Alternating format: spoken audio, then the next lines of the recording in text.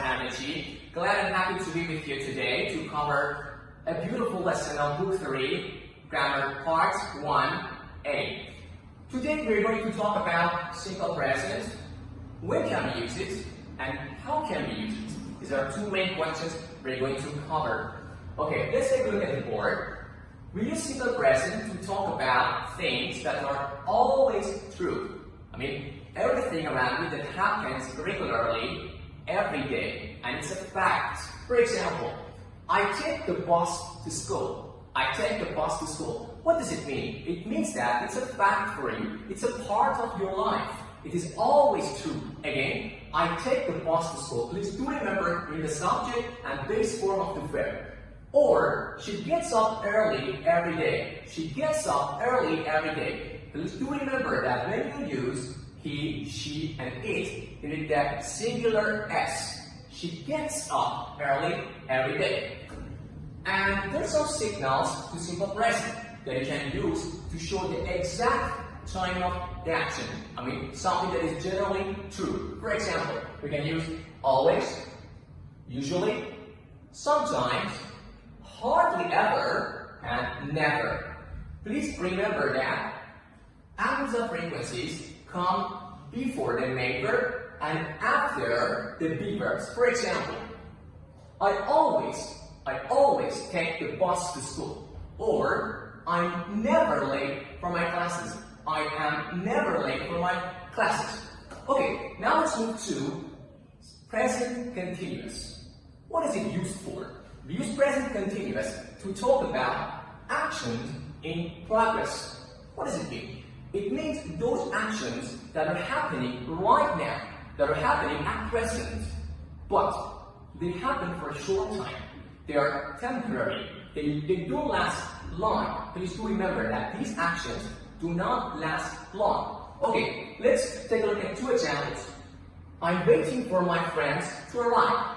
For instance, you arrive at a party, and then you have to wait for some time for your friends. And it's happening right now. So what do you say? I'm waiting for my friends to arrive. Please remember, you need the subject to be verb and ing form of the verb. Waiting. And moving to the next one, he is taking a picture with his friends.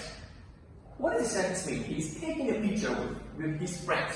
It means this action is happening right now and it's going to last for a very short time. Okay? It is temporary. Right? We have some signals for it like at present, now, and currently. For example, we can say at present he's taking a picture with his friends. Or I'm waiting for my friends to arrive now. It shows the time, it shows that you're waiting right now. The action is in progress. پس بچه‌ها یه توضیح فارسی مختصر داشته باشیم. واسه اسم پرزنت وقتی اسم پرزنت استفاده می‌کنیم داریم راجع به حقایق و اتفاقات صحبت می‌کنیم که همیشه درست هم توضیح همیشه به وقوع می‌پیوندن. رفتار نداره. پس مواظب باشید. واسه present continuous اتفاقات و وقایعی هستن که در یک لحظه در زمان حال در حال اتفاق افتادن هستن. و خیلی هم کوتاهن معمولا. وقتی که میگیم که I'm waiting for my friends to arrive میتونه حدود 5 دقیقه باشه این سبک کردن شما. یعنی خیلی کوتاه و گذرا هستش. Thank you everybody for being with me today. Have a nice day. I hope to see you later again.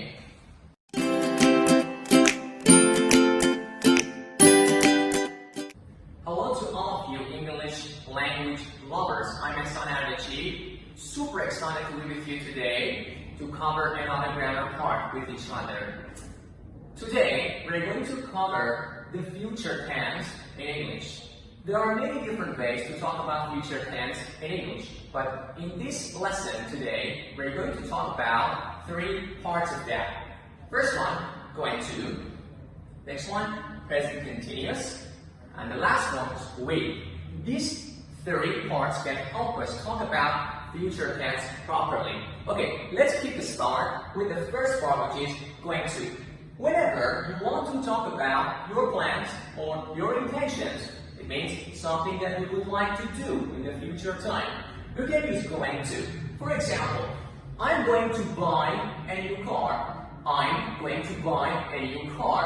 Please do remember, you need the to be verbs and also going to, and then base form of the verb.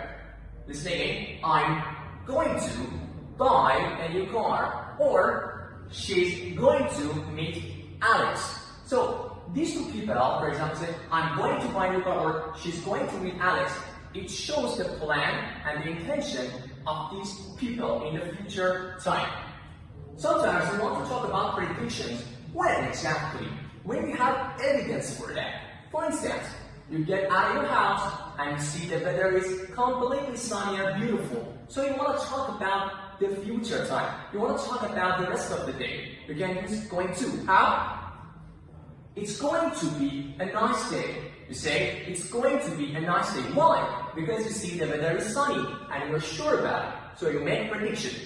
And this car is going to break down. For example, your dad buys a new car and you see the car is in a terrible condition. You want to make a prediction. What do you say? This car is going to break down soon. Daddy, why don't you buy that car? Let's move to present continuous.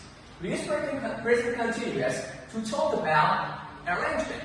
What does it mean? It means that you are completely prepared for that action in the future. You have made everything ready. You have made the arrangements. For example, they are meeting their friends tonight. Listen again. They are meeting their friends tonight. We are using present continuous to talk about an arrangement that is going to happen tonight. And moving to the last part, which talks about will. We can use will for 1, 2, 3, 4 actions that can happen. Like the first one, for making instant decision. What does it mean? It means when you want to make a decision at the moment, you never think about it. You just make a decision. For example, I make a cake for you. When can I use it? You have some guests. For example, it's Yalda's night and you have some guests. You don't have anything. You have to make a decision. Hurry up. I make a cake for you. I make a cake for you. I will make a cake for you. Also, you can use it to offer something to another person. I'll help you with your homework. I will help you with your homework. You're offering help to another person.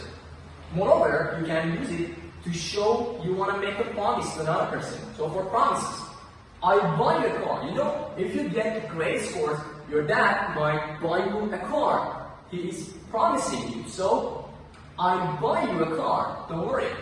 And sometimes we can use it to make prediction. For example, the best instance here is the weather. Right now that I'm recording this video, it's raining down in Japan. So, for the next day, it will rain again. I'm making prediction. I'm not sure. I'm making prediction about the future time. So I can read. It will rain tomorrow. Thank you everybody for being with me. I hope to see you soon again. Have a nice day. Take care.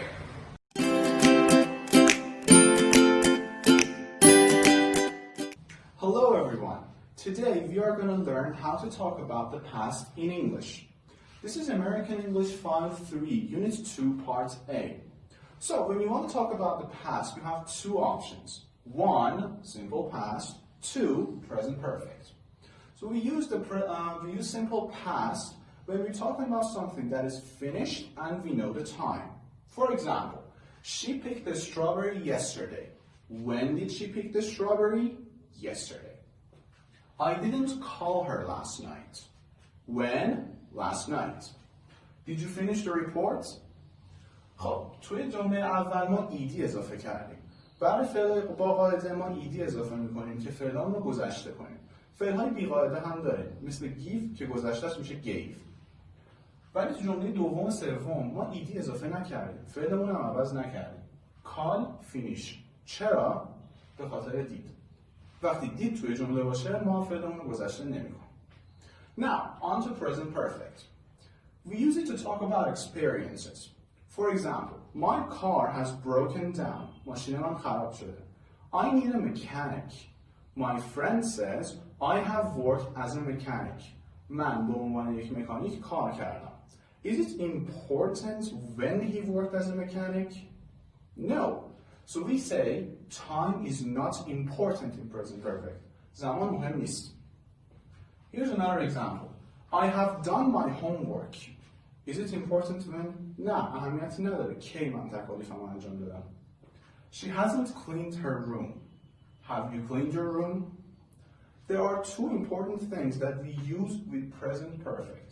Yet and already. We use yet in negatives and questions.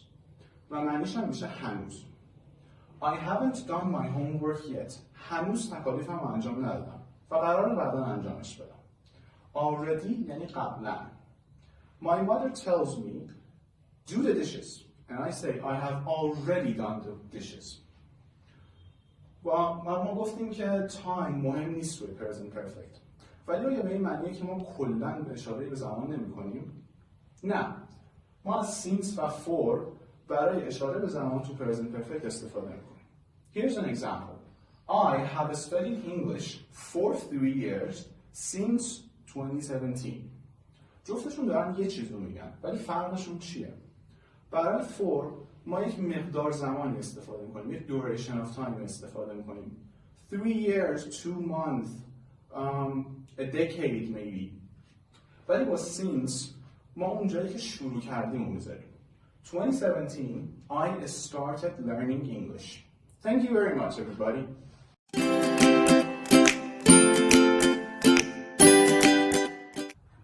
Hi everyone. Today we are working on American English File 3, Unit 2B. In this unit, we find out the difference between present perfect and present perfect continuous.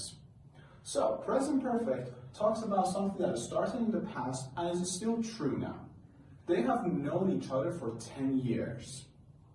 Another thing that you need to know about present perfect is that we use how long with present perfect to show that something is not finished yet. For example, how long have you worked here? He's still working here. It's not over. And as you remember, we use for and since with present perfect to show time. With for, we use a duration of time, for example, 3 years, 2 months. With since, we use the starting point. For example, 2016, April, January. With present perfect continuous, we also talk about things that started in the past and are still true now. ولی present perfect continuous تاکید بیشتری روی این داره که الان همچنان ادامه داره. For example, he has been washing the dishes since this morning, for example. Now he's washing the dishes. He's continuing it. We also use present perfect continuous for things that just finished but you see the signs. For example, شما یه نفر رو می‌بینید که چشماش قرمزه. Have you been crying? اون تاثیرش رو من الان دارم می‌بینم و احتمالاً همین چند دقیقه پیش تموم شده. یا من میرم توی اتاق دوستم و یک کتاب باز می‌بینم. She has been reading. این علامته که اون کار داشته انجام میداده و من از present perfect continuous استفاده می‌کنم. Important point. There are two verbs, work and live. There's no difference if you say I have worked for 2 years or I have been working for 2 years. I have been living in Narmak for 2 years. I have lived in Narmak for 2 years. No difference. Thank you very much, everybody.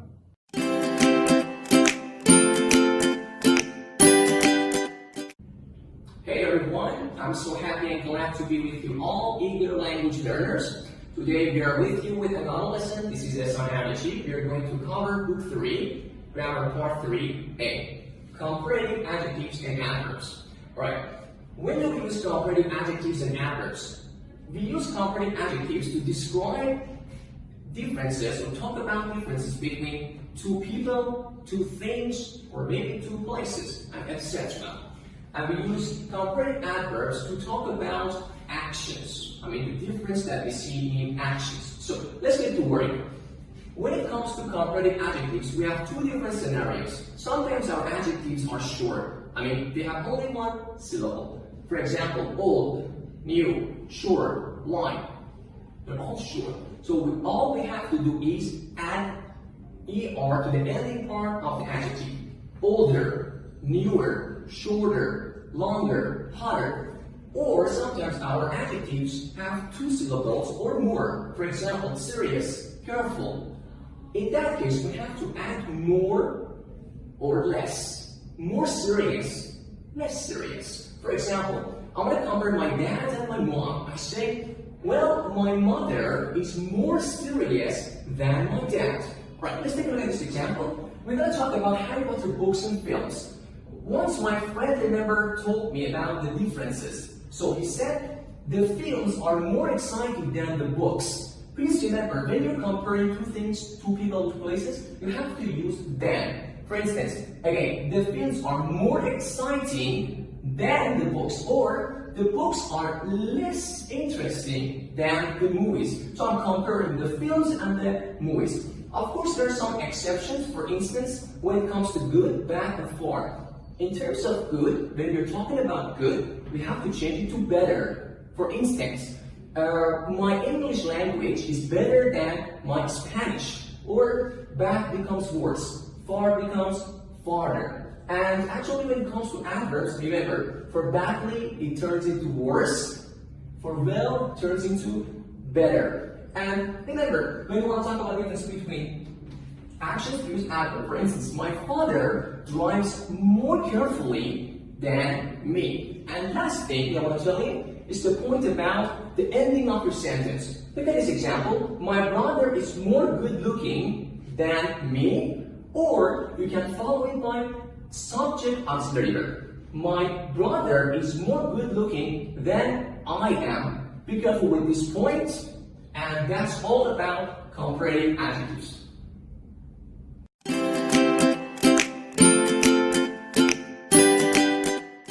Okay guys, now let's get into superlative. What is superlative and how we can use it? Think of Superman when you hear superlative. Superman is the strongest, the fastest, and the quickest person on earth. There's nobody stronger than him. So when you're using superlative, you're talking about a group of things, people, and maybe places. And in that group, you're showing the highest part and sometimes the lowest part. Please remember, when you're using superlative, similar to actually comparative rule, if our adjective is 1 syllable, we have to add est, like fast, fastest. More importantly, remember to add the fastest, like Lamborghini is the fastest car on earth or in the world. For words or for adjectives more than 2 syllables, you have to use most, the most. For example, well-known, famous, interesting, the most well-known person, the most interesting activity. Let's get to some examples to make it more clear. We talk about Everest. I think you know about Everest, the most famous mountain. Everest is the highest mountain in the world. So there's nothing higher than that, right? It's the top, right? And remember, when you're in superlative, the preposition at the end is normally in. Eiffel Tower is the most popular tower in the world. Next example, I have 3 sisters. Monica is the oldest, see, the top. And Allison is the youngest, the bottom. And something interesting, you can combine it with present perfect simply, and you make a beautiful sentence. Like, she is the most polite person, she's the most polite person, superlative, I have ever seen. It becomes present perfect, so you can combine them. Or I can say, Bahram Radhan is the most famous person I have ever seen. Some exceptions. When it comes to some words like big or hot, as you can see, they end to vowel and consonant, ing. When it happens, we need to make the consonant sound, make the consonant letter double. Big becomes bigger, double G. Or in even superlative, doesn't matter, the biggest, double G. And also, some words and adjectives ending in Y, we need to omit Y and add IEST for superlative. For instance, instead of saying easy here on Y, you have to omit Y and add IEST, like the easiest language to learn in the world is English. So always remember, words like easy, happy, the ending is omitted and changed to IER for comparative and IST for superlative. Much appreciate your time and energy. Hope to see you soon again. Take care of yourself and stay safe and sound. Bye bye.